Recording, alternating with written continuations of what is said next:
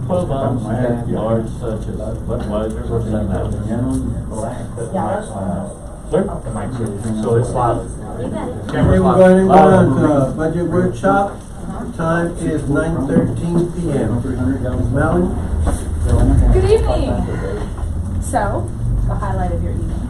Of course, we're going to talk about the fiscal year 2020-21 proposed budget for just the general fund. What we want to do is go through, this evening we'll talk a little bit about the general fund. Next council meeting we'll talk about the other funds. Next meeting we will be asking you to set the maximum tax rate. By state law, we're required to have 4 meetings, and in order not to drag you to lots of extra meetings, we want to do them according to your regular schedule. So 2 meetings in July will both be public hearings, and then adoption is the first meeting in August. We are required by state law to have the budget adopted by August 15th. That is 6 weeks earlier than last year. So they've moved everything up on us. So in your second slide, it talks about the budget being about balanced buckets. Just reinforcing the fact that when we have municipal budgets, any type of government budget, it's called fund accounting, and you are restricted in how funds can be used based on where they came from. So water and sewer charges cannot be used to pay for police. Property taxes are used to pay for police, parks, things that are of a general nature.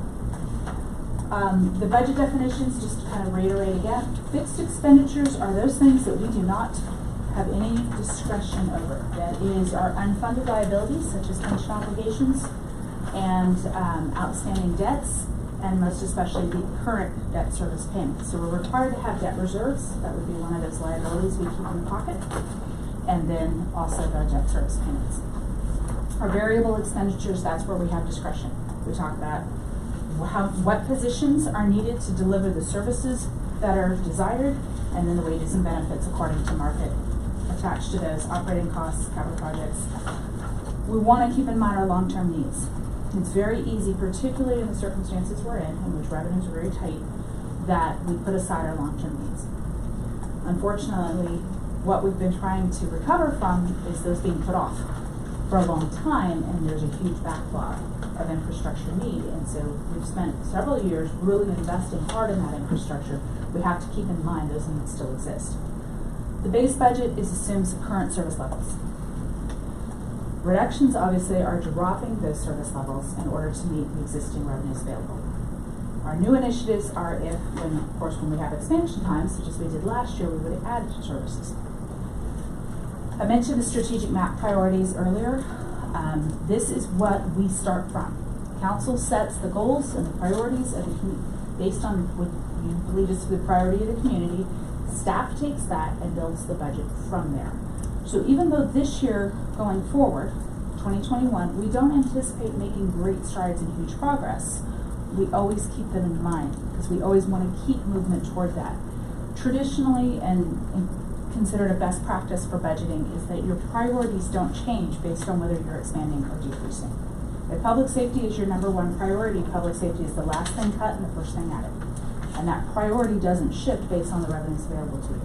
That keeps the consistency for your strategy. And that's where we always come back to this. I know last year I had it in every single set of slides. You'll see it a lot this year too. The biggest issues, we've covered COVID-19, the shutdowns really hit our revenues. It increased our lithium liability, and it did increase some of our direct expenses.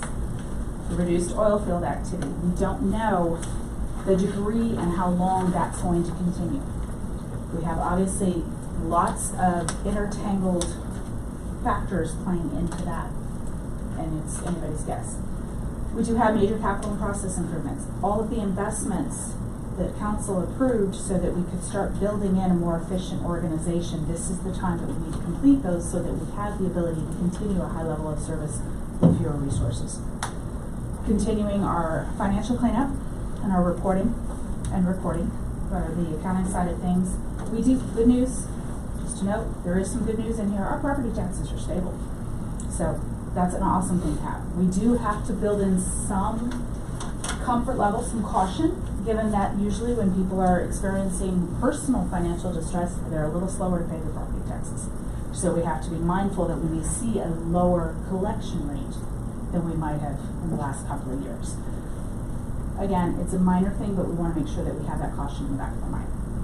Again, obviously huge uncertainty and a new state law in there.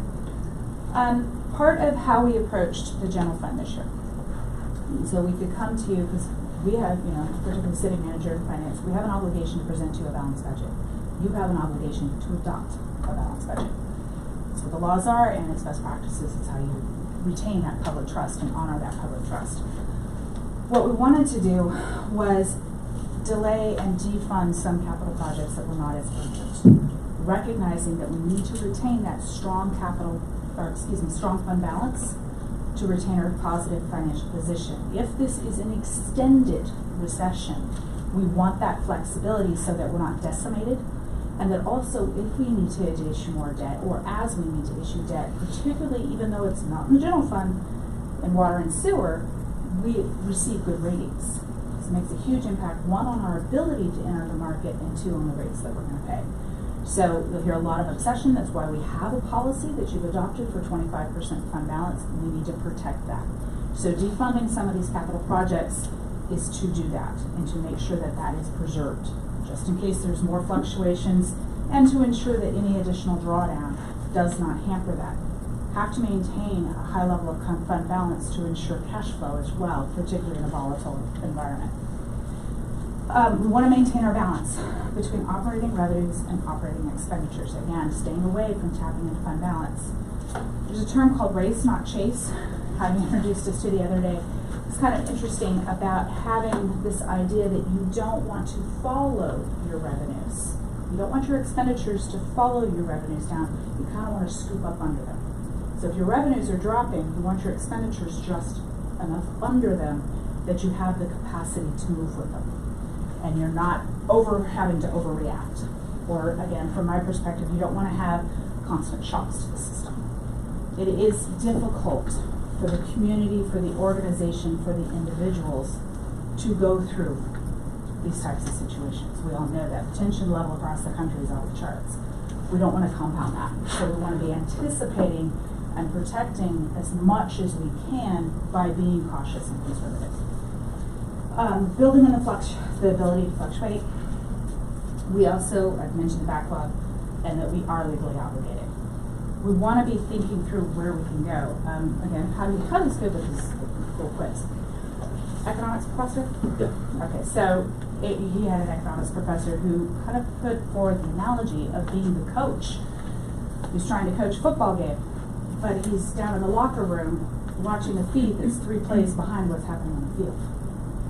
And oftentimes that's kind of what this feels like. We're trying to get a handle, but we're not able to touch and see immediate information and immediately what's happening. Very hard to project forward, but that means you play a very, very cautious analysis. So when you hear that constant harping on caution, it is keeping in mind we don't really want to be the guy in the locker room trying to project the game. You're too far behind. We are looking at approximately a 35% reduction in sales tax. This translates to about $2.8 million. This is based on what we do know of what we're seeing. Again, got the sales tax this morning, $644,000. That hurts. Frankly, that's about half of what we saw this time last year. And we'll go over some of the little patterns that we do see. We do estimate that we're going to see less activity in permits and inspections. People are pulling back. That private investment is a little bit slow. We had some great bumps this year with United pulling their permits and getting started. But we don't have, we don't expect that type of level of activity for at least the next 18 months. Again, property tax is stable. And we went forward last year with that extra 10 cents, and it's really paying off. So we don't want to recommend an increase in property taxes or to even push that. We want to go with our effective rate, which would be the same revenue amount that we raised last year. One of the things that we've talked quite a bit about at the staff level is franchise fees. And how do we modify the ordinance or develop the ordinance in such a way that we can charge not only our utilities, our trash utility, our water and sewer utility, but anybody else, particularly in trash, who's going across our roads, and charge them a franchise fee for tapping and potentially damaging our infrastructure, the general fund's infrastructure. So that franchise fee ordinance will come to you later on this summer, in order to put that in place so that we can begin that charging. So we do have approximately $377,000 we can come from that. Overall, it's about $3 million hit. We've already talked about the other funds. We do have, we're reviewing the cost allocation to ensure that. See, they're excited about budget too. And they know that on our streets, we want to see some cash for the privilege. We want to make sure our streets are safe. We have the other funds. We're doing the cost allocation analysis to ensure that all of the funds are contributing toward the services that they receive from the general fund. So, for example, finance serves everybody. Lots of times we're in everybody's business. But then water, sewer, sanitation, all should be paying a portion of the cost to have that finance function serving. Even though it's housed in the general fund, it's serving all the other functions. So we want to make sure that that's charged back. So that's something that we are reviewing. The PEDC will see a hit as well. That is strictly at the balance of the market. It is a pass-through. I'm not including that in these calculations. The next slide, there's a graph showing what's going on with sales tax. This came directly from the Municipal Advisory Council, Council this morning. You'll notice that dark, heavy black line shows some pretty serious jig-jags downward. That's where you're starting to see the bumps. We saw a little uptick, which was kind of surprising, but it's a 2-month lag, so that uptick is just about the time that we saw some of the back and forth of do we shut down, don't we shut down, do we shut down, in March, and then the actual shutdown hit. What I noticed in looking at this, though, is if you go back to November of 2019, we started to actually see sales tax be below prior year. So that's one of those cautionaries where, regardless of what's going on, we know our market is delivering something that we need to be aware of. So that's just something we want to be mindful of. That affects most definitely 2020, which we went over, but also now gives us pause going into 21, because we don't know how the rebound's going to happen. A large amount of our sales tax actually comes from oil field activity. So if you go to the next slide, 2020-21 General Fund and Criminal Justice Center revenues. All itemized here. We've kind of reviewed some of the activity behind them. Total revenues is $14,148,307 compared to current year, which is over $15 million. So you see a drop, you see some bump up and down, it's all around, that we're trying to minimize the impacts. Current year, we did planned a large draw against the general fund. Obviously, with the amendment, we're backing off of that sum and definitely not planning to use fund balance for next year to operate. We'll never use it for operations, but even to do capital projects, we'll dial those back. Melanie, most of their revenue comes from just the marshals, right? CJC's is from the marshals, yes. It's nearly 100% from that. So currently, with the debt service that's required we've got 3 more years of debt service for the CJC bond that built that building. That is now being covered by the general fund. The cost to operate has now met the cost of the contract, or the revenue of the contract, so there is a subsidy from the general fund, which is why these are being presented together. Because there's some things we are absolutely obligated to do. We've taken that obligation to run this jail. We have to run it at a certain level. If those funds are insufficient, we must supplement from the general fund. They run under contract. Pardon? Do they run under contract? It is under contract, 5 but years. it is 5 more in year 3, I believe. Year 3 of the 3 more years on it? So it's one of those things where about the time the contract expires is also about the time we really need to have a conversation about the debt will expire, the contract expires, and then we need to have a conversation about replacing that building, what happens to that building, what's the life of that facility. We need to start that conversation sooner than then, but obviously we have to balance that initiative against the basic services of the community as well. Within the general fund expenditure side, it's taking it to bare bones. So we want to ensure that we are reflecting what's going on in the demand and the activity levels and the productivity. So where we have seen definite drops in activity, that's where we're reflecting some of the cuts that have to be, we're recommending. Looking at what are the priorities set by the strategic map? What do we have to do by law? And then where are we actually seeing the most demand for activity? Where are we seeing the most activity? Life safety takes precedence. Obviously, police, jail inspections, building inspections. We also look at, and listening very closely to City Council about in the field, who's delivering a service directly to citizens or providing the infrastructure that the citizens touch. Streets, parks. There's actual, you notice it if the parks go away. It's ironic because sometimes people go, well, that's recreation, that's not a life safety issue, but in fact, it actually demand goes up because there's less things available to them in other environments, and you do have an investment return issue. You don't let golf courses go to seed if you ever want to use them again. We want to also maintain a minimum level of service. We don't want to let our standards slip so badly that we cannot actually deliver the service that we need to deliver. So there are people who are touching citizens, and they need to be able to do that. We want to look at our preserving this organizational capacity. There's been a lot of investment in growing staff and growing talent. We don't want to lose that. So we are being very mindful of how do we ensure that we do not cut out from the knees everything we're trying to build. We definitely emphasis on how do we take care of non-staff operating expenses, those discretionary things that we talked about in FY20. How do we streamline those? How do we make those as tight as we can so that we can preserve the delivery of services to citizens? Recognizing we're service, so therefore service equals people.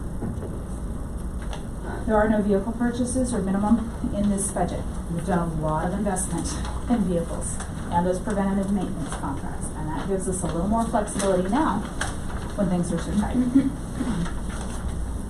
So there is a market increase.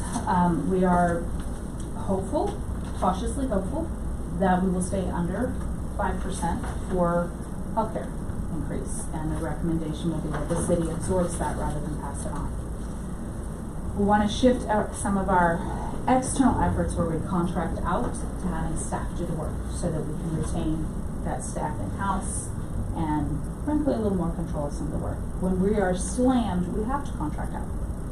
So if we're in-house, maybe we can, we're in a little different situation, we'll take some of that work in-house. We are talking about reducing, it's at least $1 million. I'm going to put the caveat now, I probably should have put it a little bit earlier, these numbers will fluctuate a bit. I don't expect what you see tonight to be what you're voting on August 15th. It'll be close, but there will be some fluctuations, and that's why these numbers are very rounded, because we still have bits and pieces to iron out. We're looking to reduce operating supplies, the materials, the equipment, all of those things that are in that discretionary pool. Eliminating stipends, so a number of employees will take pay cuts. It is also a compliance issue. They need to comply with federal law, so they frown on those stipends, so we need to find some other format. We also, though, have to be mindful, again, of that investment I spoke about, in not penalizing people who've worked to move ahead. So we have to be just careful and mindful of where does this put people in the marketplace. We don't want to have spent an awful lot of money and time training somebody up for them to walk out the door when this is the time that we need them most. Melanie, what's the maximum stipend the person can earn? $300 a month. So when you're referring to a pay cut, you're referring to that? Yes, that is the pay cut we're talking about. So for somebody, for example, who has a bachelor's degree or master's degree or certain certifications, they have incremental stipends that they can earn. Federal law under the Fair Labor Standards Act frowns on those because it interferes with your calculation of overtime as well as your true statement of compensation.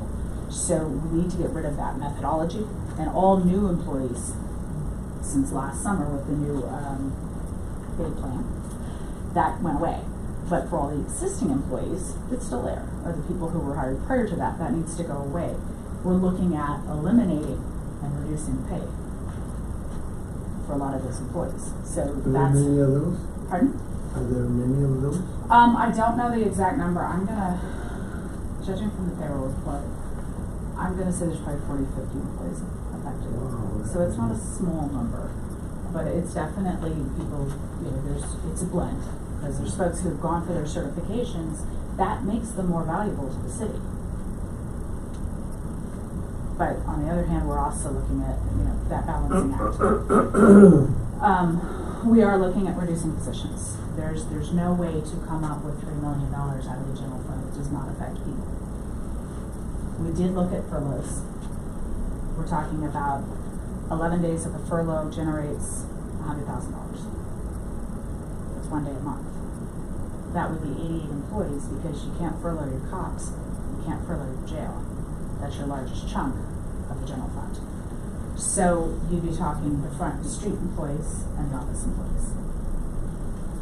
Realistically, for the amount of pain that it would cause both to the organization and to the citizens in terms of service, $100,000 didn't seem like a really effective way to do this. We did look at painting closed city hall. That's one that's been discussed. Again, your 1 day a week would be a 20% pay cut. But it can only apply to those people whose positions could be downsized, and then what is the impact on the citizens? So we went through all of the usual, okay, what's the menu that you can go to say, can you do this? Philosophically, I have a huge objection to the idea of the death of 1,000 cuts. I find it incredibly offensive when people say, cut the fat out of City Hall. Our job every year, every day, is to find better ways to be more efficient and more effective. So we better have already gotten rid of the fat. We worked very hard to do that. We cannot make cuts that do not cut services. So a reduction in funding is going to be a reduction in service. The challenge and really the focal point for staff to bring to you was, how do we minimize the impact on the citizens? How do we keep that pain manageable as best we can? So we did look at that very particularly, looking at, first of all, vacant positions. Those are always the number one thing. You go right there first. Can you hold those? Can you eliminate those? And in this case, we're talking both. We've had, in the police department in particular, you graciously added some positions, but we haven't been able to fill them yet. So anticipating that that market's not going to loosen up enough to fill them all, we're proposing to freeze them. Keep them, but not fund them for this year. We are looking at positions heavily in the office areas to cut. And I believe most of you are aware of the details, and that it's not anything that is ever done lightly, but it has to be a consideration of where's the demand for service, where's the activity, and how do we make the most productive. This is a public trust. We need to ensure that the dollars we do have deliver as much as possible to the citizens. So the expenditure side, on the next slide, you'll see debt service. I list first, because that's not negotiable. Staffing is a matter of what services we want and we're willing to pay for. Supply is everything. Again, this is a $14 million budget. It's $3 million less than current year, without question. We do have within what I call the other, we have the depreciation, we have contingency. This year we went in with a lower contingency into FY20. We're gonna need it. We need to have a little bit more cushion, like a percentage more, in order to make sure that if something happens, we've got some ability to not have to gut ourselves to react. Again, it's balance between your fund balance and your contingency and your active dollars. So these all include, now this is also including CGC and the dollar size. In our reduction staff, big time, we're cutting back on physical improvements, dialing back how aggressive we are on some of these maintenance projects. The city has made an amazing investment. And you can physically see, and if you talk to folks on the street, they'll go, yeah, I saw, or did you see something on the streets? Have you seen this? Yeah, they have, because it's very visual. That needs to slow down. Don't want to make it go away, because then we jeopardize that investment, but we definitely want to make it react slower.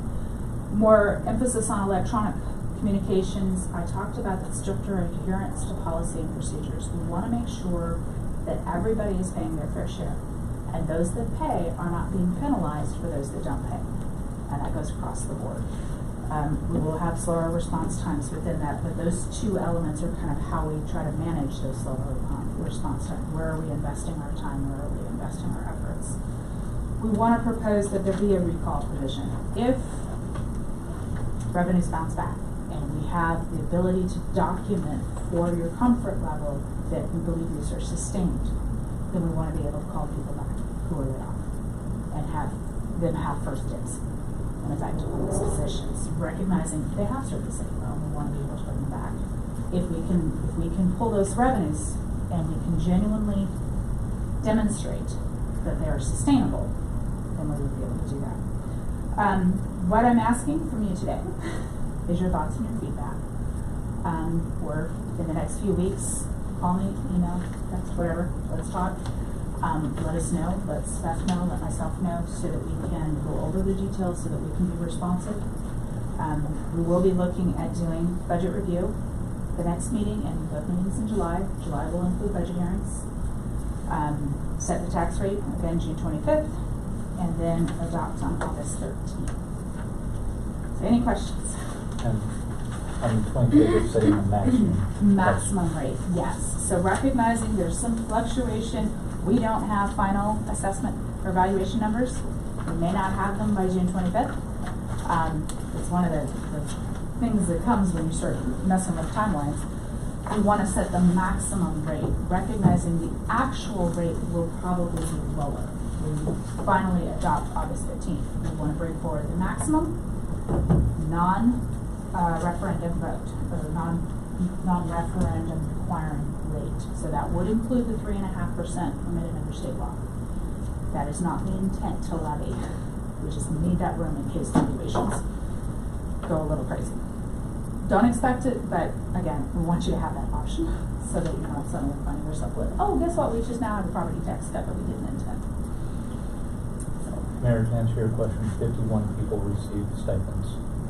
Okay. But not all of them are at the $300 range. There's actually very And I few. understand, because we do encourage, go get your certificate, go do this, go do that, so. And if I may talk about that real quick, one of the things that we have in this proposed budget to include training, it is not at the amount that we would like to see. Obviously, it is cut back quite a bit. But for the city as an entity long term, training will continue to be the silver bullet. It allows us to do more with less. And we're being forced into that, but training is also essential because we want to be the career of choice. And so that's going to continue to be a need. I know a lot of entities would cut training first and say just no training this year. And that is a short-term answer, but it does not have positive long-term effects. And so we have about 100,000 in there to spread across all departments for training. We'll try to do as much of that training in-house as we possibly can, but there are certifications that we need people to get, like our building officials, our code enforcement officers, our parks department. They have things that they need to keep up with continuing education every year so that they can do their job. And so those are built in there. And with the pay chart that was adopted by council in this last year, we're going to be conscious of that. Again, we're probably not in a position right now to make those steps up within the grade, but we recognize that once things are hopefully getting back to what we were getting to know as the new normal, with higher sales tax coming in, hopefully we already have those things in place that will allow us to make those adjustments and to hire back any positions that may be cut. So it's safe to say that for the next fiscal year, there shouldn't be any raises, cost of living increases, That's anything? safe to say, with the exception of if someone actually receives a promotion. So an example would be someone going from a corporal to a sergeant in the police department, where it's an actual promotion into an existing pay grade, an existing position, then they would obviously receive that associated pay raise. But across the board or merit raises, any of that, we're not recommending. The council's training is TML thing that we go to these classes. Now, is that something that we need to do? The TML conference is not required. We do have it budgeted for all the council members to go. We've cut out all staff and all conferences for staff. But we do have money in there for the 6 council members to go to TML if they desire. We do have some money in there for newly elected officials, because we do have the possibility that come November we may have a new council position with the special election, as well as the following spring. And so newly elected training, I'm not sure that it's required, but it is highly recommended because I think it's required. is it required? Okay. No? No. Okay. But we do have money in there for that. One thing that may be questionable is that we do still have an employee banquet. And so it's a annual appreciation banquet, but that is in there. I'd rather give up our TML conference run and do the. I wouldn't, only because those sessions that they have are, if they still hold it this year, they're gonna have a lot of valuable information about how cities dealt with the COVID and other factors that reduce their budget. They usually like one in October. Yeah, it's just It's in October, and as of right now, they're still planning on holding it. So. I mean, you don't have to go, but for the No, ones. I'm saying, to your point of the COVID, we should be able to be handling ourselves, the run of it, not having to have somebody tell us what we needed to do. We should have. No, it's not that that we needed to do, it's just that they give us, examples of what they did. But we don't need that example. They did this past test. You're already there going headed towards the direction of dealing with it right now. So we've seen what the outcome, what the obstacle is. Now we just gotta run with the obstacles and run the course. In October, it might be that we're way below the curve. So everybody's doing what they're supposed to be doing to put the curve to maintain the levels further down. I'm just saying we need to find ways to get back to the employees. And this is one way, this is 1 year we'll skip. This is my opinion. Yeah, to each their own. Yeah, okay. Hopefully, just, hopefully from here to there, things, like Melanie said, we could be within this 6 months or 36 months but you never can tell with the oil field, because they can hit it just as strong as it did before, and the way they're projecting it is saying that, but it's nothing guaranteed, but it's something that we need to look forward to and prepare ourselves for it, through the budget, the way you got it set up, prepare ourselves for it, and learn from this thing, because there's other things coming that we're not even thinking about. We weren't thinking about none of this, but now that we've experienced, that we're through this experience, if we get this boom again, now we start thinking, okay, what if, we talked about it, I think, in a few meetings, what if the oil field drops down? But we weren't expecting this pandemic to actually knock the whole world in a deal. But if it did it once, there's a possibility it can happen again. And when we get into the good times, start thinking like, hey, if it's gonna happen again, let's prepare for that by like a rainy day fund. Start putting things in there. We don't have to start running and gunning, we're gonna do this. No, take it systematically. And you're good at putting numbers together that we can see things 2-3 months down the line just because of the data that you take. I think the reason that we didn't do a lot in the past was, for one, we didn't have the funding for a lot of the things that we currently are doing, which is great. Oh, true. Yeah, it's great, Now moving forward, hopefully everything is set the way it was supposed to be set a few years back, or 10 years, 20 years back, and from that we can actually start saving when it starts getting better. Well, one of the things is, it's like somebody hitting the lottery. If you're not prepared for it, all of a sudden you hit the lottery, you don't know what you're gonna do with it. All you wanna do is blow and go. Oh, I know what I'm gonna do. Well, yeah, but somebody that has never had it, like a professional athlete. They come from a poor neighborhood. Their talent got them to be millionaires, but they don't stay millionaires. When they retire, they don't retire like that, or when they quit, they don't. The majority, I mean, we ought to have many millionaires with as many athletes that are what they're getting paid, but they're not because they don't know how to do financing. And Councilman, to your point, part of that rainy day is not just money in the bank, if you would. Yes. But it's investing in that infrastructure while we can, so that That's we right. are preparing for the next 20, 30, 40 years. Yeah, that's exactly of being right. able to disrupt Something that has services. that has substance to it. Right. And we've been playing catch up.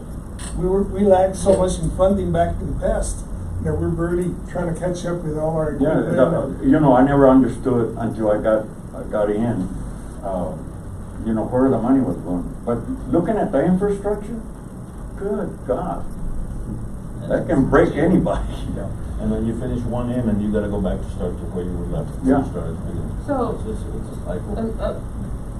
Regarding the pay, not the pay, the positions that we might or have to let go, that's all from the general fund? Yes, we will get into the discussion of the other funds. At this point, the sanitation, water and sewer, and streets funds do not look like there would have to be layoffs. They will have to tighten their belts, and so the level of investment and capital has to slow down. So the departments under the general are, Everybody but water, sewer, okay, and sanitation.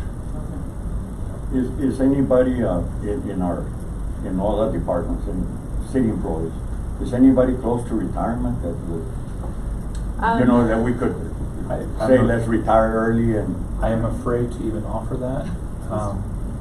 One, because if you open early retirement up, you have to open it up to everybody that's eligible, whether they've been here for 30 years or if they've hit the 5-year and they're now vested. And with that, you have the potential of losing a lot of brain drain, where you have people that are very experienced who know their department, and if we invite them to leave, it again hurts us in the long run. So we have, I appreciate the question. I'm not laughing. Truly, there's a twist of irony. I just got notified that I'm now one of the authors of an article advising against early retirement Yeah, because incentives you know, I've because talked to of the risks. some older gentlemen that worked in the oil field. Mm-hmm. But when this thing started happening, you know, they took retirement. But you're right. The risks are very high. We lack the experience now. Because what stayed behind, we lost out on what those guys actually had.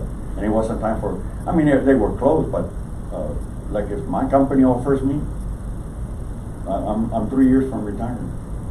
And I'll probably take it. And I love what I do. And I'll continue, and if everything goes good, I'll probably work till I'm 70. Allowed, because I enjoy what I do. But if for purposes of helping somebody else, I'll take it and leave and go do something else. Well, I hate to keep banging this drum, but it's not that the needs have gone down. It's not that the demands of crews and City Hall has decreased. It's just our ability to pay to provide that service at a certain level has washed out from underneath our feet. And so if we do see improvements, we're going to need to bring these staff back. And we would like to have a policy where if a position is reestablished, that we'll be able to reach out to those people and invite them to come back and fill their previously occupied position. But in order for that to happen, we do need to see a trend of upward improvement. And I'm not going to feel comfortable in coming to the council and recommending that we bring back any of those positions until we see at least 4 straight months of continual improvement. Because the oil field can be fickle. We need to see a pattern. And 4 months is still lagging back behind 3 plays with the football coach. But at least it gives us that pattern that we can see that we're starting to improve and get back to what we were having as the normal.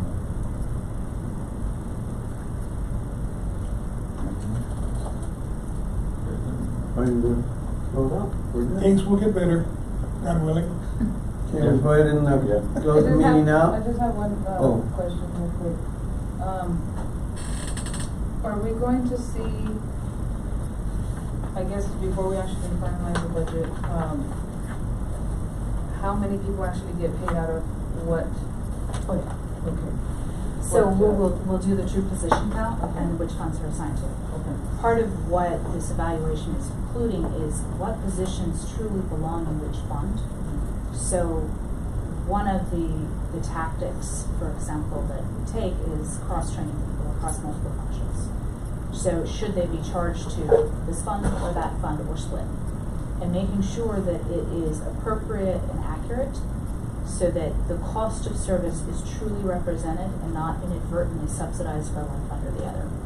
And so part of, we want to iron that out and then present that to council. That'll be part of your packet, so to speak. You adopt a resolution, you adopt an ordinance at the fund level, with the exception of the general fund, which is at the department level. But at the same time, you also do the initial authorized positions approval. So while that is more by resolution and indirect, it is still part of that package. Ready to close up? Okay, we'll go ahead and close our budget workshop. Time is 9:54. Thank you, guys. It's 10 o'clock. It's been a while since we just up there. But it's not quite. See, we have been shortening meetings. I know. There you go.